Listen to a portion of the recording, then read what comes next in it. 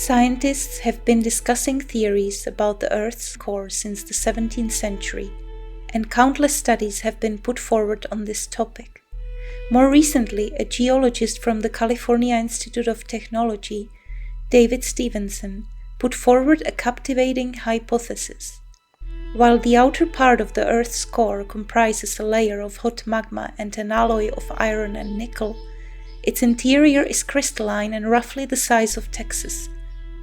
According to Stevenson, this crystalline core formed as the Earth gradually cooled from its interior, causing primordial crystals to aggregate into clusters of smaller crystals.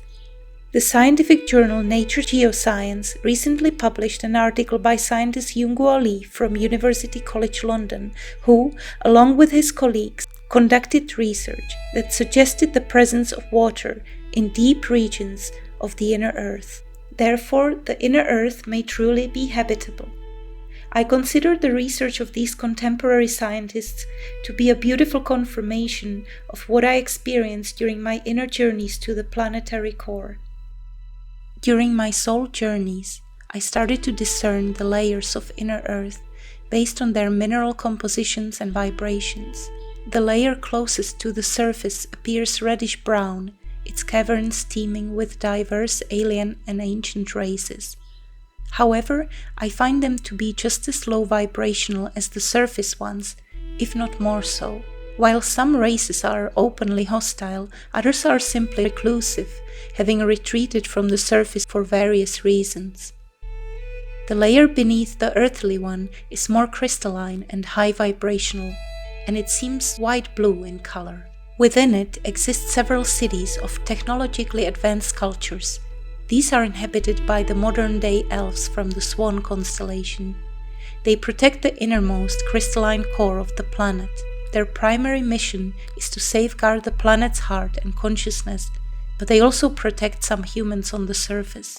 The third layer is composed of amethyst-like crystals and, in my current view, remains uninhibited. Just below that one is the realm of fire, akin to Muspelheim in Norse mythology, which corresponds to what we now understand as the Earth's hot core. According to certain theories, geological processes such as changes in temperature, pressure, and composition contribute to the formation of crystalline structures within the planet. And it is within the innermost depths of the Earth that I have encountered the crystalline capsule, and within that, a realm of extraordinary beauty. The crystalline inner Earth has always been a transfer station between the subtle and prime realities. Elves, crystal beings, and various birds, unicorns, dragons, and other mythical animals reside in the innermost layer of the subterranean space and within the inner Earth.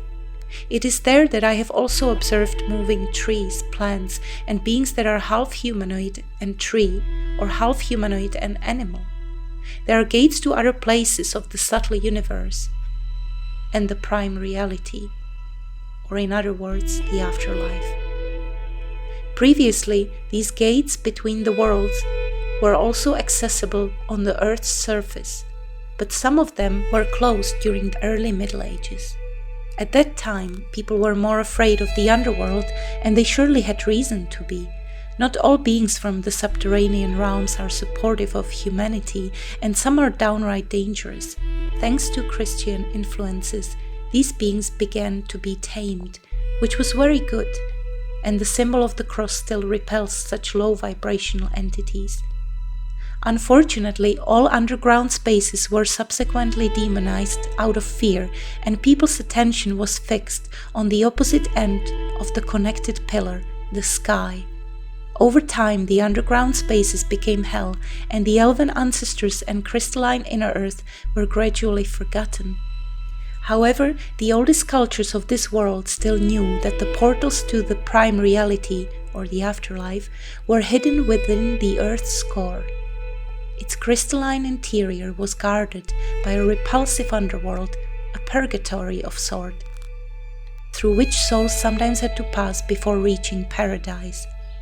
Only later were souls directed to the heavens.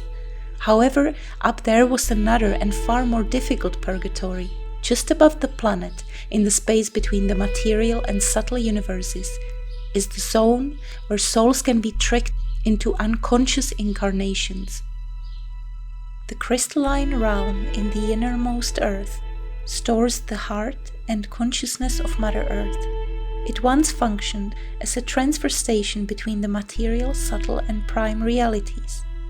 In many ancient cultures, the path to the afterlife led through the inner earth.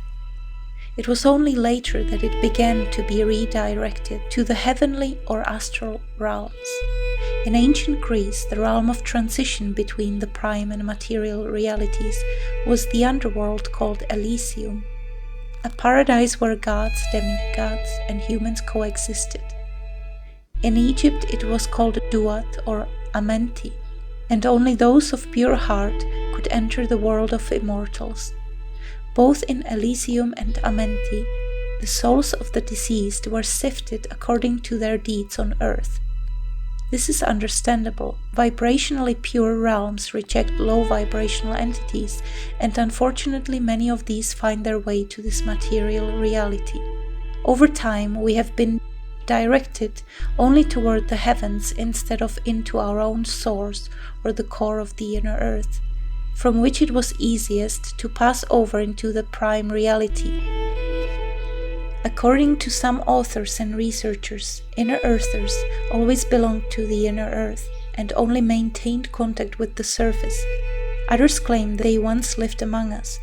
I would say both statements are true. They were the primordial and ethereal inhabitants of the planet long before matter became too dense for them. They have always lived on both the inside and the outside of the planet, but over time they had separated from us. People look at everything from the point of view of dense matter, which is why we perceive fiery magma in the Earth's core. However, beings from the subtle and prime realities perceive light there. They founded the planet with light, not fire. From our perspective, as the core began to cool, a crystalline capsule formed inside the planet. But from the perspective of the primordial creators, light simply turned into dense matter. In matter, fiery magma and metallic shell protect the crystalline capsule of the inner earth realm. But from the perspective of the subtle inhabitants of the planet, it's protected by a powerful light, or fire, and a shield, metal. These areas are accessible only to those who can dematerialize or become more subtle and increase their vibration.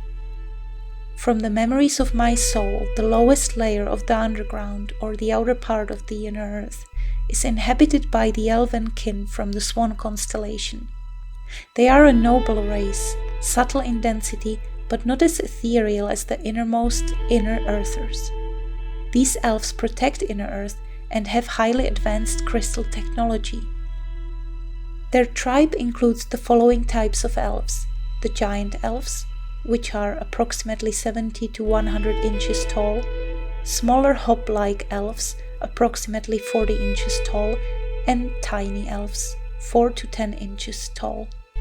The elven people enjoy art and philosophy and practice natural magic, but when needed, they become purposeful warriors who are ready to fight for inner earth, their kin, and the earthlings, as they consider us their distant relatives. This and much more can be found in my new book called Parallel Worlds, with the subtitle Elven Realms, Inner Earth, and Afterlife Homes.